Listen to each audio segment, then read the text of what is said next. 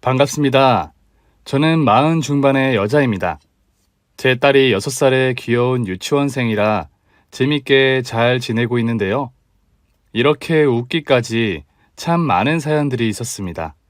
정말 기가 막히고 코가 막히고 기절초풍할 이야기를 지금부터 써 내려가 보겠습니다. 저는 강원도 정선에서 자고 날았어요. 아버지가 탄광촌에서 광부로 일하셨고 엄마는 한바집에서 종업원으로 일하며 저와 동생들을 키우셨습니다.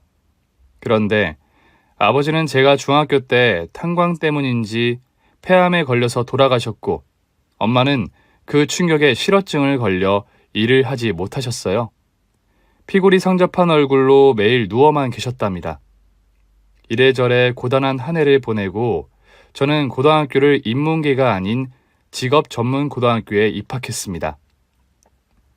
미용과를 들어가면 평생 굶어 죽지 않는다는 말을 많이 들어서 미용과에 진학했어요.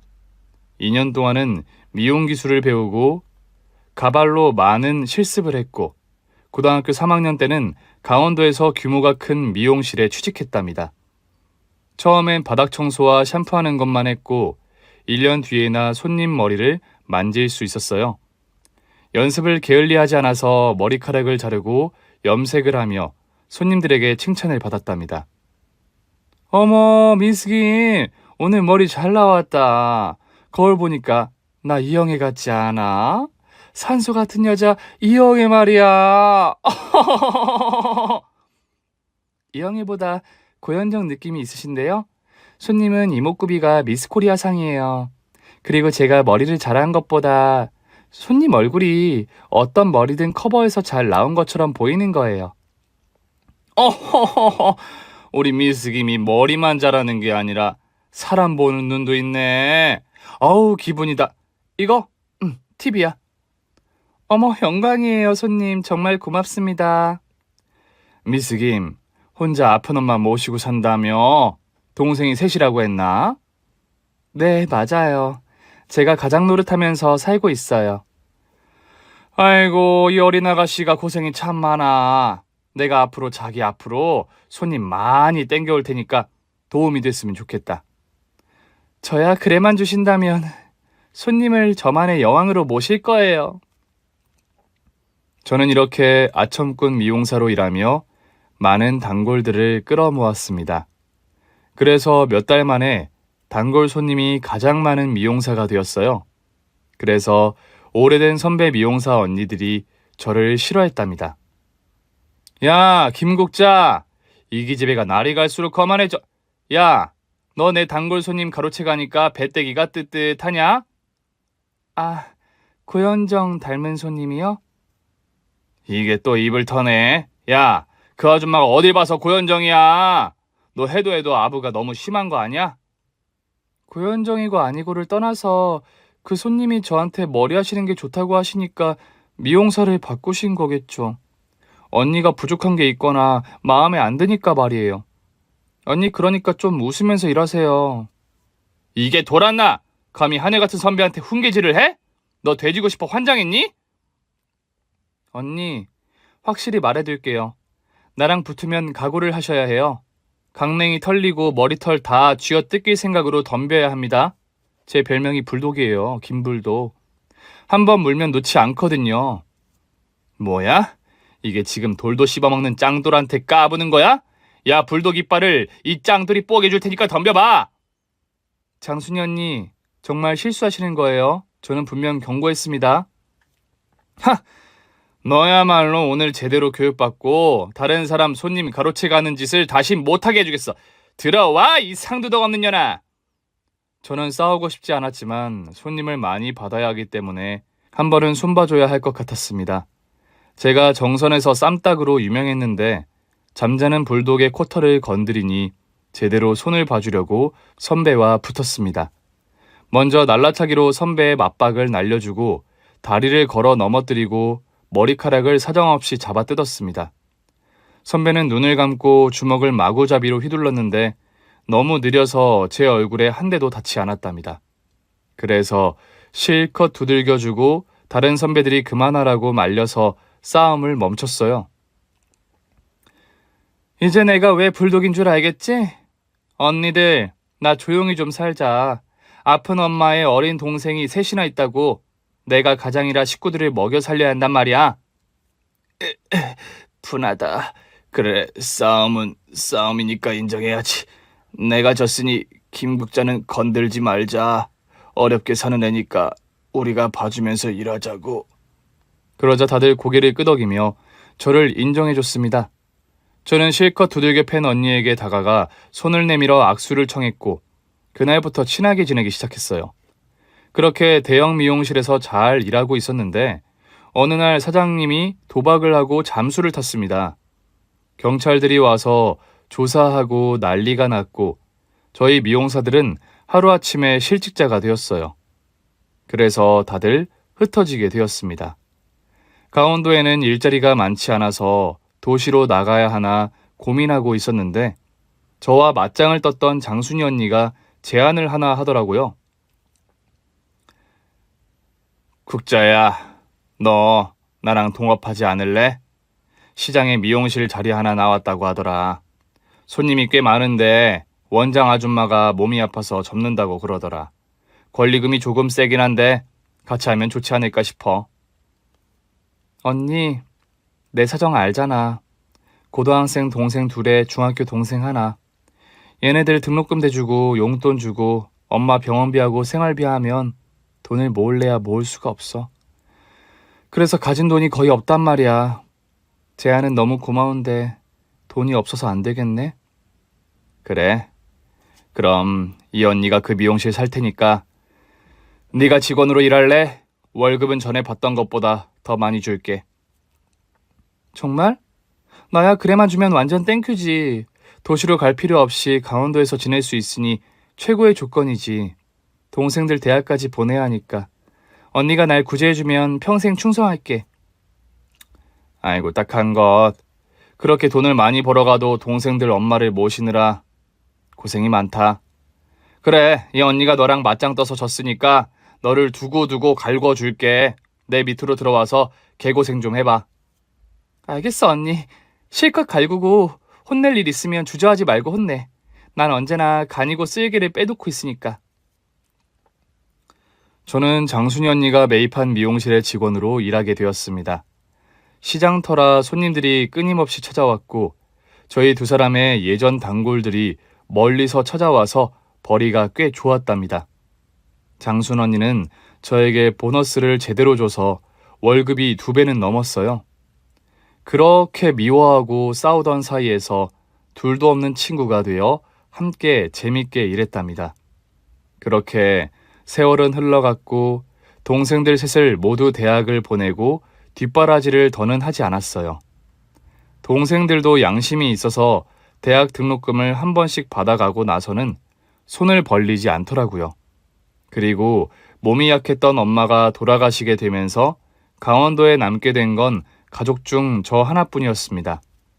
저는 이제부터 돈을 모으기로 하고 똑같이 일하려고 했는데 장순이 언니가 저에게 제안 하나를 하더군요. 국자야, 우리 강원도에서 그만 벗어날까? 갈수록 손님이 줄어든다. 다들 도시로 이사가서 일어나는 현상이래. 우리도 도시로 떠날까? 너도 이제 뒷바라지 할 사람 없잖아. 그리고 돈도 꽤 모았으니까 나랑 동업으로 샵을 차리면 좋지 않겠어? 요즘 손님이 많이 줄긴 했어. 그럼 서울로 가자는 거야? 그렇지. 서울처럼 사람 많은 곳이 없으니까. 너나 나나 이제 20대 후반인데 서울 가서 좋은 남자 만나서 결혼해야 하지 않겠어? 돈도 벌고 남자도 만나자고. 그래, 좋다. 이 강원도 바닥을 벗어나자. 뽀대나게 서울 가서 우리 미용실을 차려보자고. 그래서 저희 두 사람은 강원도의 삶을 정리하고 서울로 떠났습니다. 언니와 저는 같이 지낼 옥탑방을 구했고 아주 작은 상가에 자리를 얻어서 미용실을 차렸어요. 기술이 좋으니 의자 2개가 20개가 되는 날이 오리라 믿고 열심히 일했답니다. 그런데 서울에는 무슨 미용실이 그렇게 많은지 저희 둘이 아무리 뛰어봤자 벼룩이었습니다. 동네 단골들 빼고는 다른 손님이 거의 오지 않았어요. 그래서 저희는 남자 손님도 많이 받으려고 미용실 앞에 남성 커트 환영이라고 써붙여 놨습니다. 그러자 손님들이 늘어났고 벌이도 제법 좋아지더라고요. 남자들은 회전율이 좋아서 많은 손님들을 받을 수 있어서 좋았답니다. 장순 언니는 남자 손님들을 받다가 한 손님과 눈이 맞았어요. 장사하는 남자였는데 근육질에 힘이 좋은 사람이었어요. 두 사람은 연애를 몇 달 하더니 바로 살림을 차리고 혼인신고를 했답니다. 이에 언니는 저에게도 빨리 인연을 만들어 보라고 잔소리를 심하게 했어요. 국자야, 너 아직도 이러고 있으면 어떡해. 네 나이 32이야. 아무리 시대가 변해가도 결혼은 때가 있어. 나중에 40이 되면 아무도 안 쳐다본다고. 난 결혼은 별로 하고 싶지 않아. 혼자 잘 먹고 사는데 뭐하러 지옥을 찾아 들어가겠어. 지옥? 야, 이 언니 봐라. 맨날 홍콩 가서 얼굴 핀 거 안 보이냐? 이 언니는 못하는 소리가 없어. 그래, 쫙 폈다. 홍콩이 그렇게 좋냐? 알았다. 좋은 남자 있으면 바로 꼬셔서 시집 갈게. 저는 언니가 잘 사는 걸 보고 결혼의 꿈을 꾸기도 한 것 같아요. 형부가 언니에게 정말 잘했거든요. 다정한 모습을 볼 때마다 부럽고 샘이 났답니다. 그러던 어느 날 저희 미용실에 처음 보는 남자 손님이 왔어요. 다른 미용실에서 머리를 망치고 왔다면서 저에게 고쳐달라고 하더라고요. 여기 쥐가 파먹은 것 같은데 보이죠? 어머, 누가 머리를 이렇게 잘랐어요? 저기 사거리에 있는 대형 미용실에서요. 디자이너라고 폼 잡더니 머리를 이따구로 깎아놓았다니까요. 사장님이 제 머리를 좀 다듬어 주실 수 있죠? 여기 미용실 지나다니면서 보니까 남자 손님 많던데. 네, 최대한 커버해 볼게요. 기분 언짢으신 걸 제가 풀어드릴게요. 저는 최대한 자연스럽게 머리를 다듬어 주었고 손님이 만족했답니다. 그러자 남자 손님은 앞으로 단골하겠다고 하더니 일주일에 한 번씩 미용실을 찾아왔어요. 저는 굉장히 깔끔한 사람이구나 생각하고 머리를 해드렸는데 장순 언니가 저에게 왜 그리 눈치가 없냐고 하더군요. 국자, 너 바보니? 저 남자가 너한테 꽂혀서 매주 오는 거잖아. 아니야, 회사원이라 깔끔하게 다니는 걸 좋아한다고 했어. 넌 그걸 믿니? 내가 머리 잘라주겠다고 하면 네가 시간 날 때까지 기다렸다가 자르잖아. 네 손에만 맡기겠다는 건 뭔 소리겠어? 에이, 아닐 거야. 지난번에 명함 보니까 대기업 다니는 사람이던데 그런 사람이 왜 날 좋아하겠어? 야, 내 남편도 잘 나가는 장사꾼이야. 대학도 나오고 집안도 빵빵하다고. 나도 알지. 그런데 그 손님은 아닐 거야. 답답하네. 안 되겠다. 내가 나서야겠다. 다음에 그 손님이 오면 대놓고 물어봐야겠어. 제가 그러지 말라고 말했지만 언니는 고집이 있어서 하고 싶은 대로 할 것이었어요. 그래서 일주일 뒤에 다시 온 남자 손님에게 언니가 대놓고 물었습니다. 저기 손님, 제 동생이 마음에 들어서 매주 오시는 거죠? 좋아하는 거 맞죠? 네? 뭘 놀라고 그래요. 남자가 용기가 있어야 미인을 얻는 거 모르세요? 내가 도와줄 테니까 빨리 고백해보세요. 언니, 손님 불편하게 왜 그래? 그만해. 아닙니다. 언니분 말씀이 맞습니다. 저 사장님 좋아합니다. 네? 그게 저 말이에요? 그럼 매주 저희 미용실 오시는 게 절 보시려고 그런 거예요? 네, 맞아요. 제가 쑥맥이라 고백 못하고 있었어요. 그런데 오늘은 언니분이 멍석을 깔아줬으니 고백해야겠네요. 사장님, 저 사장님이 좋아서 사장님 꿈까지 꾸고 있어요. 저랑 만나주세요. 어떻게 대답을 드려야 하지? 이런 고백을 처음 받아보는 거라 무척 민망하고 부끄럽네요. 저희가 어색하게 대화를 나누자 장순 언니가 해결해 주겠다고 나서더군요. 진짜 둘 다 소심하네. 자, 둘이 나가서 밥 먹고 커피 마시고 영화도 한 편 보고 들어와. 나 혼자 손님 받을 수 있으니까 얼른 나가서 데이트하세요. 그러자 손님과 제가 어색하게 서 있자 언니가 내쫓듯이 미용실에서 내보냈습니다. 그래서 저희는 첫 데이트를 하게 되었고 다시 고백을 받게 되었어요. 쑥스러워하는 그 손님은 말을 더듬으며 말했습니다. 국지씨, 우리 사귀어요. 사귀어봐요. 네? 네. 그래요. 좋아요. 우리 만나봐요, 대길씨. 그렇게 저희는 연인이 되었고 평범한 데이트를 하며 사랑을 키웠습니다. 제대로 남자를 사귀는 게 처음이라 많이 설레기도 했고 어떤 말을 해야 상대방이 기분이 좋을지 조심하면서 사귀었답니다. 세월은 흘러 제 나이 34살이 되었고 애인의 나이가 37이 되었답니다. 저희는 결혼 이야기가 오가긴 했지만 아직 마음의 준비가 되지 않아 제가 미루고 미뤘습니다. 그런데 제가 임신을 하는 바람에 결혼을 해야만 했답니다. 저는 부모님이 계시지 않아 바로 시댁에 인사를 가게 되었는데 시어머니와 시동생 부부가 기다리고 있었습니다. 세 사람은 저를 보는 눈이 달갑게 보이지 않았어요. 에휴, 드디어 저놈이 사고를 쳤네. 내가 그렇게 선자리를 마련해줘도 무시하더니 미용쟁이를 데리고 왔어? 아이고, 속 터져. 어머님, 너무 그러지 마세요. 아주버님이 오래 사귀었던 사람이라잖아요. 인사 받으시고 대화 좀 나눠보세요. 에휴, 그래, 임신까지 했다고 하니 어떻게 하겠냐. 이봐 아가씨, 이리 와서 앉아. 네, 어머님. 처음 뵙겠습니다. 처음 보고 말았으면 좋겠는데 임신했다면서? 네, 어머님, 그렇게 됐어요. 그래서 지금 어디서 일하지? 미용실이 어디야? 시장 근처 상가예요. 학력이랑 가족 사항은 전에 들었어. 고졸에 부모님 없고 남동생 셋이 있다고. 네, 제가 동생들 뒷바라지에서 대학까지 다 보냈습니다. 그래, 고생 많았네. 그런데 자네 배경이랑 우리 집안이랑 너무 비교된다고 생각 안 해? 왜 생각 없이 임신을 해서 이렇게 여러 사람을 불편하게 하나? 제가 시어머니한테 안 좋은 말을 계속 듣게 되자 그이가 저 대신 입을 열었습니다. 엄마, 그만 좀 해요. 내가 세상에서 제일 사랑하는 여자라고요. 애기 때문에 억지로 결혼하는 게 아니라 이 여자를 죽도록 사랑해서 결혼하는 거라고요. 이 등신이 육갑을 떠네. 야 임마, 연대 나와서 서울대 대학원 졸업까지 한 놈이 시골에서 살다 온 가난한 여자를 데리고 오는 게 상식으로 말이 되냐? 내가 널 어떻게 키웠는데 이런 식으로 내 뒤통수를 치는 거야? 그만 좀 하세요. 무슨 말씀을 하셔도 전 국자하고 결혼할 겁니다. 그래, 국자든 숟가락이든 네 알아서 해라. 애까지 뵀는데 내가 뭘 어쩌겠냐. 대신 결혼식은 최소 인원만 부를 거다.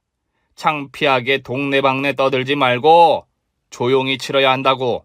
알아듣겠냐? 시어머니는 저희 결혼을 억지로 허락해 주셨습니다. 저는 상처되는 말을 많이 들어서 기분이 좋지 않았는데 그이가 두 손을 싹싹 빌면서 사과해 주었어요. 국자야, 우리 엄마가 원래 저런 분이야. 고지식하고 말을 아무렇게나 하시는 분이라고. 그러니까 한 귀로 흘려버리고 결혼 허락해 준 것만 생각하고 이해해 주라.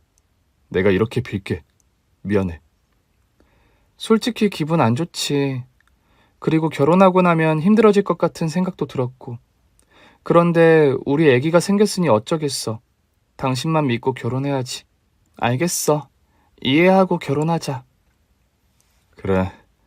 이해해줘서 고마워. 내가 최대한 엄마랑 부딪히지 않게 해줄 테니까 걱정하지 마. 그래서 저희 두 사람은 아주 적은 인원을 초대해서 결혼식을 올리며 부부의 연을 맺게 되었습니다. 그런데 시댁에서 매달 2번씩 온 가족이 모였기 때문에 시어머니와의 마찰은 막을 수 없었답니다. 남편이 최대한 부딪히지 않게 해주겠다며 가족 모임을 못 나가겠다고 통보하자 동서가 저에게 전화를 해서 불만을 털어놓더군요. 같은 며느리인데 자기만 고생하는 것 같다면서 똑같이 며느리 된 도리를 했으면 좋겠다고 저에게 모임에 나와달라고 했어요. 그래서 저는 남편과 상의해서 시댁 모임에 가기로 결정했답니다. 계속 부딪히다 보면 정이 들 것이고 며느리로 인정받을 수 있을 거라 확신하면서 말이죠. 그런데 시댁 모임에 처음 가자마자 시어머니와 동서가 저를 두고 아낌없이 무시의 말을 남발했습니다. 네가 웬일이냐? 그렇게 내가 싫다면서 오늘은 무슨 바람으로 온 거냐? 아버님, 이제 형님도 정신을 차렸나 봐요. 제가 몇 번 전화 걸어서 갈궈줬더니 용케 나왔네요. 우리 똑부러진 희영이가 시키지도 않은 짓을 한 거구나. 역시 넌 내 딸 같은 애다. 아주 잘했어. 어머님, 형님이 미용쟁이니까 머리나 좀 감겨달라고 하세요. 머리 가렵다고 하셨잖아요. 마사지도 해달라고 하시고요. 형님, 어머님이랑 저랑 머리 좀 감겨주세요. 시댁에 왔으면 뭐라도 해야 하는 건 아시죠? 그래, 알겠어. 어머님 머리가 가려우세요? 제가 시원하게 감겨드릴게요. 그 전에 내 발이나 주물러라. 발가락 마디마디가 쑤시니까. 네가 주물러 봐라. 너 표정이 왜 그러냐? 미용실에서 남의 머리 감겨주면서 시애미 발은 못 주물러주냐? 아니에요. 주물러 드릴게요. 그래. 할 줄 아는 게 가위질이랑 마사지뿐이니까 그런 거나 열심히 해서 몸으로 때워라. 어머님, 그럼 저도 뭘 해야 할까요? 아이고, 그런 말 하지 마라. 우리 희영이는 대기업 과장으로 돈도 잘 벌고 집안도 빵빵하니 가만히 숨만 쉬어도 된다. 넌 보석 같은 아이라고. 고마워요, 어머님. 아, 형님, 미용일 다 하실 줄 알죠? 그럼 시어머니랑 저 발 닦아주시고 매니큐어 좀 해주세요. 커플로 하트 뿅뿅 그려주세요. 그게 좋겠다. 우리 손발에 하는 네일 아트 좀 해보자. 야, 미용쟁이, 얼른 우리 발부터 닦아라. 저는 이 상황을 어떻게 넘길지 고민해봤는데 싫다고 거절하면 또 미움만 더 받을 것 같아 꾹 참고 시어머니와 동서의 발을 닦아주고 매니큐어를 칠해줬고 손톱에도 깔끔하게 칠해줬어요. 그러자 동서가 다음 할 일을 주더군요. 형님, 우리 손발에 네일 했으니까 형님이 혼자 밥 좀 해주셔야겠네요. 오늘 어머님이 버섯전골이랑 냉면이 드시고 싶다네요. 장 봐와서 알아서 차려주세요. 들었으면 빨리 움직여라. 눈을 왜 동그랗게 뜨고 있는 건데? 아니에요. 지금 나가서 장 봐올게요. 저는 끝까지 꾹 참고 시댁에서 봉사활동을 열심히 하고 돌아왔답니다. 남편은 저에게 미안하다고 여러 번 사과했고 저는 괜찮다고 대답하고 말았습니다. 남편은 저에게 잘하는 사람이니 화를 내고 싶지 않았으니까요. 그렇게 두 고부는 저를 자주 부려먹으며 괄시했습니다. 만삭일 때도 둘이 꽁냥거리며 놀고 있었고 저만 주방에 보내거나 그놈의 머리를 계속 감겨주었답니다. 남편은 출산하고 나면 시댁의 발을 끊겠다고 얘기를 했는데 저는 부정하지 않았습니다. 시어머니와 동서에게 당한 무시가 큰 상처로 쌓여 있어서 되도록 안 보고 살고 싶었어요. 얼마 뒤 어여쁜 딸애를 출산하게 되며 미용실을 잠시 쉬기로 했어요. 육아에 집중할 시기였고 아무도 돌봐줄 사람이 없어서 어쩔 수 없이 장순 언니에게 혼자 미용실을 운영하게 되었죠. 미용실에 손님이 많아서 언니는 알바생을 구해 청소와 샴푸를 시켰고 하루 종일 가위질과 염색약과 파마약을 묻혀가면서 고생이 많았답니다. 세월은 조금 흘러 딸애가 두 돌이 되었고 어린이집을 보내며 일을 다시 시작했습니다. 육아와 일, 남편 내조까지 어느 하나 부족하지 않게 하려고 무던히 노력하면서 살았어요. 제 인생을 되돌아보면 그때 가장 바빴던 것 같아요. 이런 노력을 하며 살아서 좋은 날이 가득할 줄 알았는데 이번에는 남편이 속을 썩이더군요. 제가 하루 종일 바쁘게 지내는데 그이는 허구한 날 회식한다고 술을 마시고 들어왔습니다. 물론 사회생활이라는 게 술이 곁들어지는 건 알고 있지만 정도가 지나쳤습니다. 여보, 일주일 내내 술 마시러 나가네. 주말에는 우리 혜경이 같이 돌보면 안 돼? 난 주말에 더 바쁜 미용사라고. 어린이집이 주말에 문을 닫아서 매번 미용실에 데리고 간단 말이야.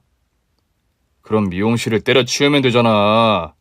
당신이 돈을 얼마나 번다고 그렇게 유난이야? 누가 당신더러 주말까지 일하라고 했어? 그냥 때려치우고 살림이나 해. 이 남자가 술 먹었다고 아주 막말을 하네? 당신 변해도 너무 변한 거 아니야? 바가지 좀 그만 긁어라. 아우 지겨워. 이래서 집에 오고 싶겠냐? 혜경이 운다 가봐. 그이와 나누는 대화는 밤에 현관문 앞에서 나누는 대화가 유일했습니다. 제가 낮에 카톡을 보내면 읽고 싶거나 아예 읽지도 않은 때가 많았습니다. 결혼 생활이 점점 제 뜻대로 되지 않아 후회도 들고 화가 났지만 이런 시간이 지나가면 남편이 달라지겠지 하고 참았습니다. 그런데 남편은 제가 상상하던 이상으로 매우 미친 짓을 하고 있더군요. 제가 하루 날 잡아서 잔소리를 심하게 했더니 바로 따귀를 날리더라고요. 저는 너무 기가 막혀서 똑같이 따귀를 날려주고 덤벼들었습니다. 하지만 남자의 힘을 이기지 못한 저는 철저하게 얻어터졌고 크게 다쳐서 병원에 입원하게 되었답니다. 그런데 시어머니와 시동생 부부가 병원에 와서 하는 말이 더 괘씸했습니다. 내 이럴 줄 알았다. 그러게 왜 내 아들한테 까불어서 이 꼴이 된 거냐? 나도 너 마음에 안 들어서 한번 혼내주고 싶었는데 아주 잘 됐네. 몸이 많이 다치셨네. 형님, 많이 아프시죠? 그러게 왜 아주버님 심기를 건드리셨어요? 이참에 이혼하시면 되겠네요. 미용실 하는 형님이 쪽팔렸는데 일이 잘 풀리게 생겼네요. 형수님, 우리 형이랑 이혼하실 거죠? 그런 인간이랑 계속 사는 것도 웃기잖아요. 좋게 합의해서 끝내주세요. 오케이? 인연이 처맞은 걸 보니까 속이 시원하네. 야, 넌 처음부터 지금까지 단 한 번도 마음에 든 적이 없어? 너 같은 걸 며느리로 계속 두기 싫으니까 이참에 찢어져라. 다들 지금 뭐 하시는 거예요? 저 다친 걸 보시고 이혼하라는 말만 하시는 거예요? 그래요? 알겠습니다. 나도 그런 인간이랑 못 사니까 찢어질게요. 다들 나가세요. 그러자 시댁 식구들은 키득거리며 웃더니 병실에서 나가더군요. 제가 왜 이런 집구석과 한 식구가 되었을까 하고 천장에 대고 후회의 말을 읊조렸네요. 저는 이혼하려고 별거 중이었고 변호사를 알아보는 중이었습니다. 그런데 어느 날 길에서 우연히 마주친 시어머니와 동서가 양손에 짐을 바리바리 싸들고 어디론가 걸어가고 있었습니다. 저는 무슨 일인지 궁금해서 두 사람의 뒤에 따라 붙었습니다. 뭐라도 하나 잡아낼까 싶어서 꼬리를 물고 따라갔죠. 이윽고 주택집의 초인종을 누르더군요. 저는 전봇대 뒤에 숨어서 누구의 집에 들어가는지 살펴보는데 대문을 열어준 사람이 바로 제 남편이었습니다. 그리고 그 옆에는 어떤 여자가 같이 있었어요. 누가 봐도 다정한 부부처럼 보였죠. 저 모르게 살림을 차린 것이 분명해 보였습니다. 저는 전력 질주를 해서 그 집을 향해 뛰어갔고 시어머니와 동서 앞에 걸음을 멈추고 남편에게 물었습니다. 당신 여기서 뭐해? 이 여자는 누구고? 어라, 이러면 나가리인데 당신 여긴 어떻게 찾아온 거야? 미행이라도 한 거야? 야이씨, 너 우릴 미행한 거냐? 이거 아주 스토커가 따로 없네. 어머니, 조용히 좀 해주세요. 남편한테 직접 들어야겠으니까 빨리 말해봐. 지금 이 상황이 뭔지 말이야. 그러자 남편은 자기 옆에 서 있던 여자의 어깨에 손을 올리며 대답하더군요. 아, 이쪽은 내 애인이야. 곧 결혼할 계획이야. 당신하고 이혼한 뒤에 말이야. 뭐? 나랑 이혼하고 결혼할 여자? 완전 개자식이었네. 나한테 손을 댄 이유가 이거였어? 바람 피우고 있는 것도 모자라 새 여자랑 동거 중이었던 거야? 그래, 당신 말이 맞아. 이 여자랑 사귄 지 꽤 됐어. 얘는 당신과 다르게 금수저거든. 날 대기업 임원으로 키워줄 사람이라고. 남의 더러운 머리 만지는 당신과는 차원이 다른 여자야. 저는 너무 어이가 없어서 헛웃음이 터져 나왔습니다. 그러자 시어머니와 동거가 주둥아리를 놀리기 시작했어요. 얘는 눈치 없이 왜 여길 따라와서 여러 사람 난감하게 만든 거야? 어머님, 차라리 잘 됐죠. 이 미용쟁이가 아주버님한테 얻어 터지고도 이혼 안 하고 버티고 있었잖아요. 이제 이 꼴을 봤으니 바로 이혼할 수 있게 됐잖아요. 설마 지금 아주버님하고 새형님을 보고도 계속 같이 살면 바보 천치 아니겠어요? 형님, 바로 이혼하실 거죠? 위자료 두둑하게 받고 끝내세요. 그래, 내가 충분한 돈을 줄 테니까 내 아들 놓아줘라. 그리고 네 딸은 네가 키우게 해주마. 아주 큰 제안을 해주시네요. 누가 들으면 어머님이 손녀딸을 무지하게 아끼는 줄 알겠어요. 정작 손녀딸 나이도 잘 모르면서. 나도 이 꼴을 보고 계속 어머님 아들놈이랑 같이 살 마음 없어요. 그래요, 위자료 주세요.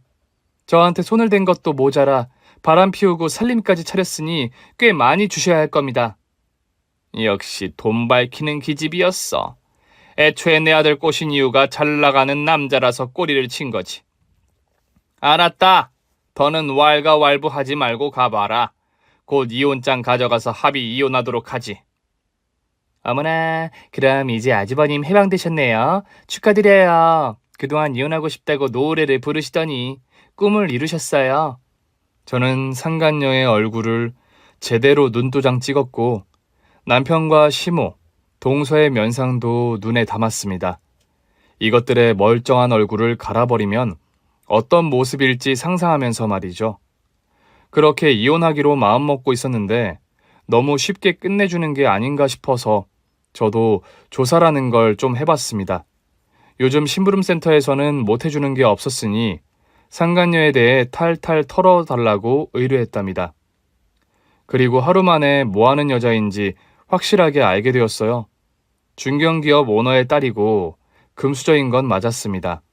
그런데 그 여자 또한 현재 유부녀 상태였습니다. 이야기를 들어보니 현재 남편과 사이가 좋아 보인다며 당장 이혼할 사이처럼 보이지 않는다고 했어요. 그래서 저는 남편과 상간녀의 여러 사진을 의뢰했고 출력한 사진들을 가지고 상간녀 남편에게 찾아갔습니다. 실례합니다. 김미려 씨 남편 되시죠? 저는 박대길의 아내 되는 사람이에요. 박대길 씨가 누군데요? 아, 모르시는구나. 그럼 100마디 말보다 증거물 하나가 낫겠네요. 이거 받으세요. 제가 드리는 선물입니다. 이런 제작! 이것들이 뭐 하는 거야? 이거 진짜 내 마누라 맞습니까? 지금 내 마누라가 딴 놈이랑 그 짓하고 있는 사진을 보고 있는 게 맞냐고요? 네, 그딴 놈이 바로 제 남편이에요. 저랑 이혼하고 사모님이랑 재혼한다던데요. 아직 모르고 계셨어요? 몰랐어요. 이 옆에 내가 제대로 돌았네?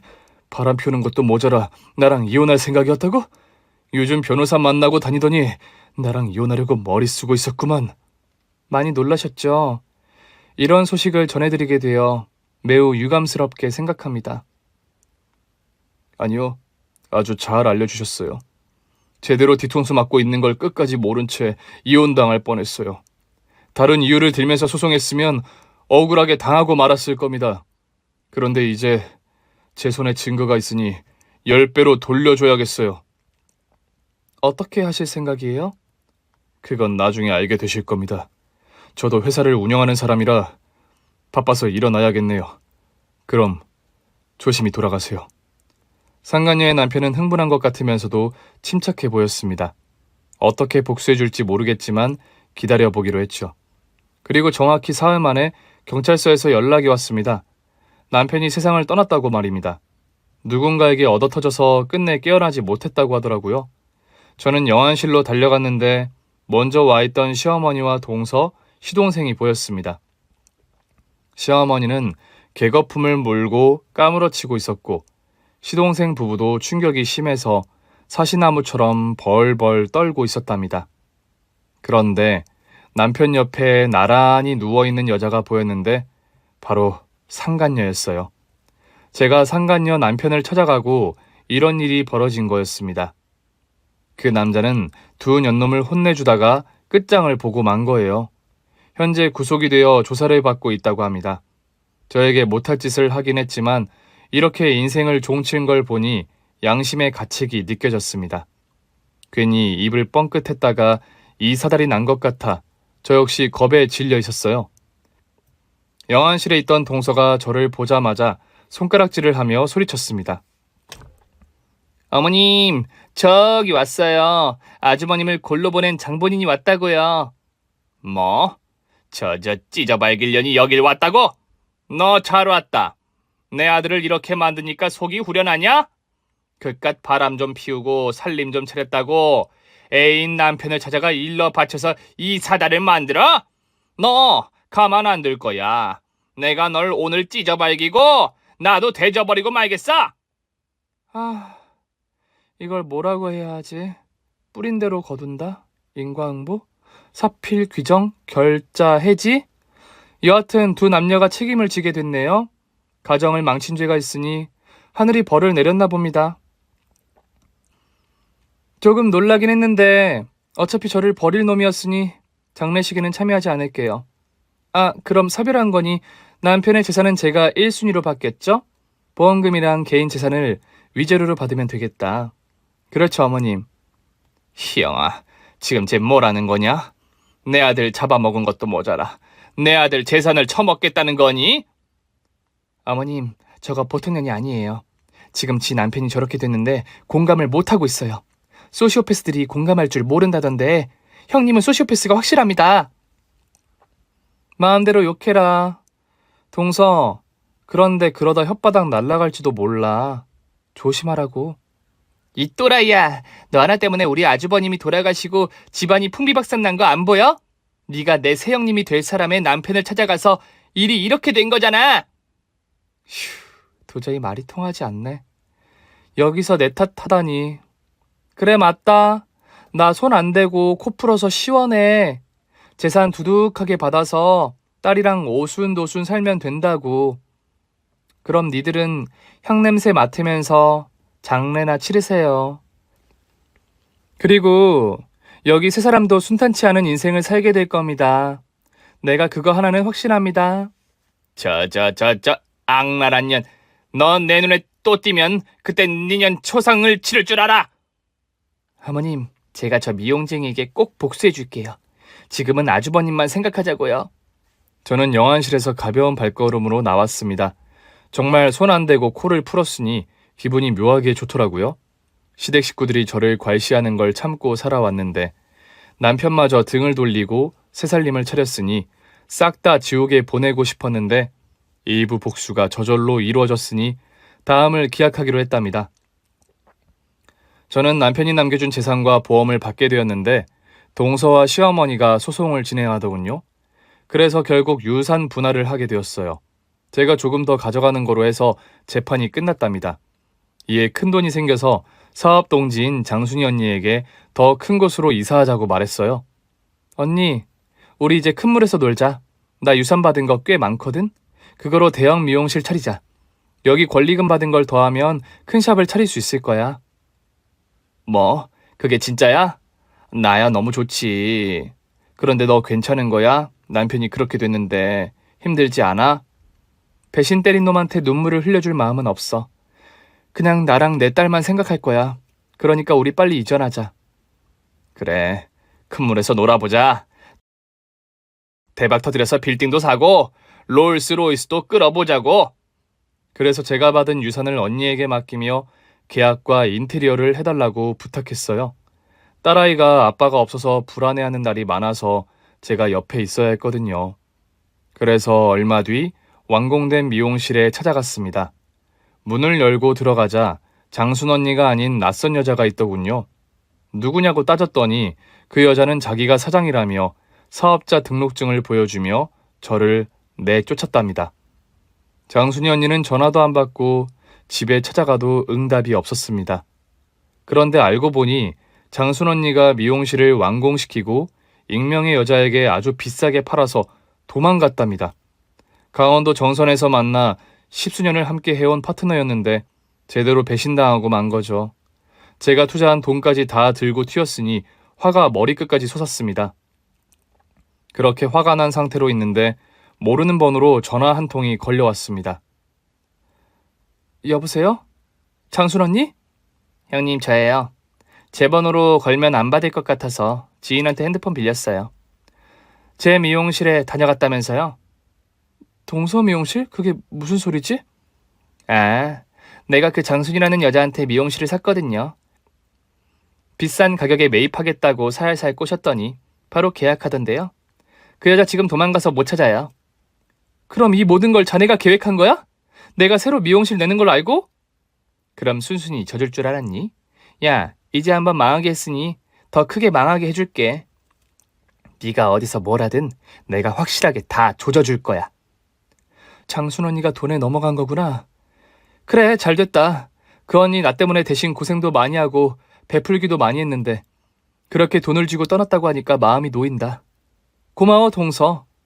나 대신 장순 언니 챙겨줘서. 뭐? 넌 화도 안 나? 이런 우라질년을 봤나?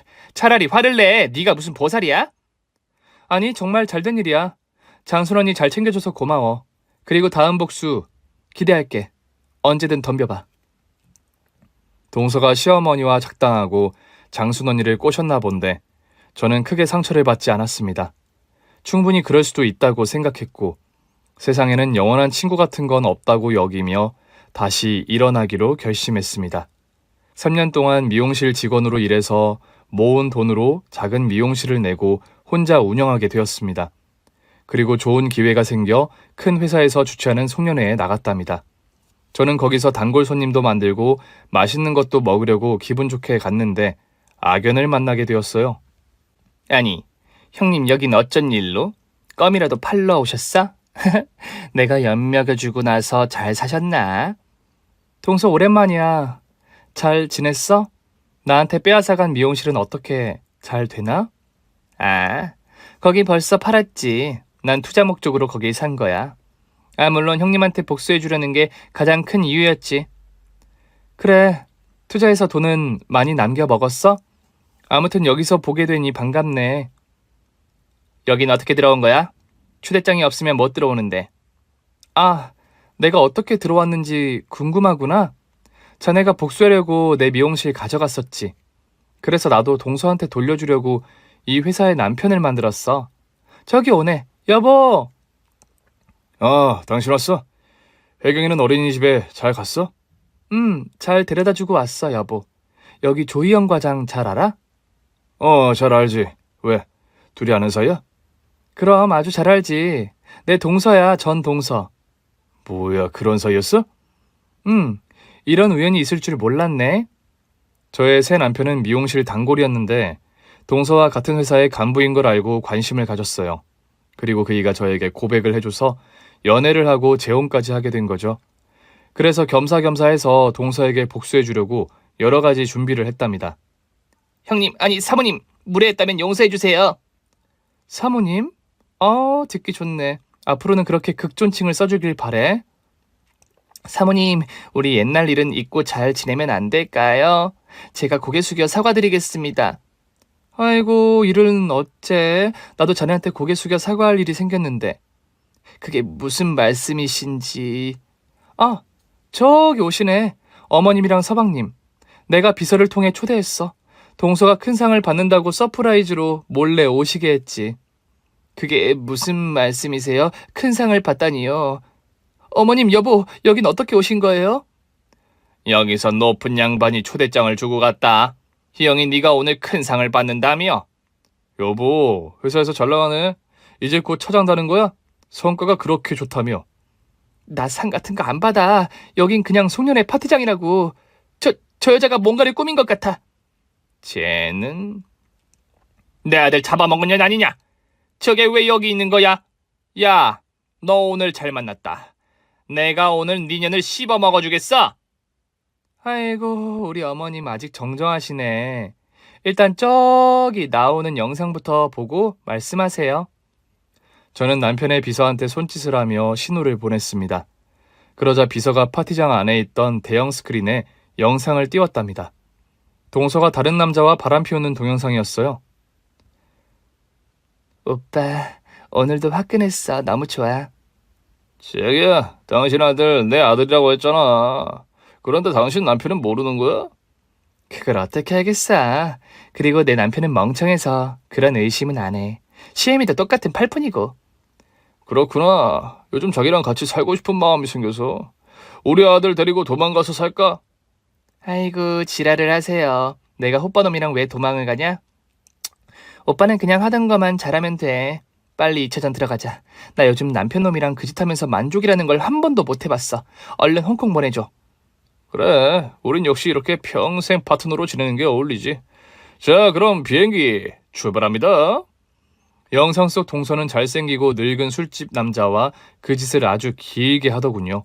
시어머니는 영상을 보고 혼절하고 말았고, 시동생은 그 자리에서 동서를 먼지 날게 밟아줬습니다. 이 짐승 같은 년! 내 아들이 저놈 아들이라고? 이 더러운 걸레야, 이게 네 실체였냐? 여보, 이거 뭔가 잘못됐어. 이거 사기야, 조작이라고. 형님이 우리 식구를 파멸시키려고 만든 가짜라고. 그건 내 아들이랑 유전자 검사를 해보면 알겠지. 당신 만약 나를 기만한 거면 절대로 가만두지 않을 거야. 여보, 가지마 여보. 더러운 것, 이게 너의 진짜 모습이었냐? 네 동영상을 아주 잘 봤다. 그럼 이제부터 네 년을 손봐줘야겠구나. 시어머니는 눈이 뒤집혀서 동서의 머리채를 잡고 이리저리 끌고 다니며 케이크에 쳐박고 접시에 쳐박고 난리도 아니었습니다. 그러다 동서의 머리가 테이블 모서리에 부딪혔는데 그 자리에서 의식을 잃고 쓰러졌답니다. 시어머니는 두 손을 벌벌 떨면서 동서를 깨워봤는데 이미 숨을 거둔 상태였어요. 회사 직원 누군가 119에 신고했지만 출동한 대원들이 이미 세상을 떠났다며 경찰을 불렀습니다. 제가 한 일은 동서의 바람 피우는 영상이 전부였는데 이렇게까지 큰 파멸이 올 줄은 몰랐습니다. 여하튼 동서는 저 세상으로 갔고 시어머니는 경찰서에 끌려가자마자 진술을 하더니 구속이 되었습니다. 저 역시 경찰 조사를 받았지만 특별한 처벌은 받지 않았어요. 비서가 실수로 영상을 틀었다고 진술하니 훈방 조치해 주더라고요. 시동생은 친자가 아닌 걸 알고 돌아버렸는데 동서를 잃고 시어머니까지 잃어서 2배로 미쳐버렸습니다. 자식을 파양하려고 소송을 했지만 친부가 자취를 감춘 데다 유전자가 다르다고 해서 파양해 주는 게 아니었으니 그냥 홀로 남의 아들을 키우는 것으로 끝이 났네요. 저를 기만하던 시댁 식구들 모두 철저하게 응징당하고 나니 제가 상처 입고 참아왔던 과거가 깨끗이 잊혀지더군요. 세상엔 또라이가 많습니다. 사람을 하인처럼 부리는 시부모도 있을 것이고 아내 몰래 딴 살림을 차리고 이혼을 계획하는 놈도 많을 겁니다. 또 학력과 집안 배경으로 윗사람을 개무시하는 동서도 있을 것이고요. 이런 것들을 제대로 처단하는 저의 사연으로 많은 사람들이 위로받으셨으면 좋겠네요. 마지막 소식으로 장순 언니한테 미안하다는 연락이 왔는데 저는 불독에게 물리고 싶지 않으면 조용히 살라고 일러줬습니다. 다시 만나게 되면 제가 무슨 짓을 할지 모르니 연락하지 말라고 경고하며 우정을 버렸답니다. 지금은 재혼한 남편과 의붓 아들, 그리고 제 딸까지 4식구가 같이 살고 있는데요. 지금의 가정을 이루려고 그 많은 일을 겪었구나 생각하고 지내고 있답니다. 아무쪼록 재밌게 들어주셨길 바라며 여기서 끝내겠습니다. 끝까지 들어주셔서 감사합니다. 오늘 준비한 사연은 여기까지입니다. 재미있게 들으셨다면 구독과 좋아요, 알림 설정까지 눌러주세요. 그럼 저는 다음 사연으로 찾아뵐게요. 오늘도 건강하고 행복하세요.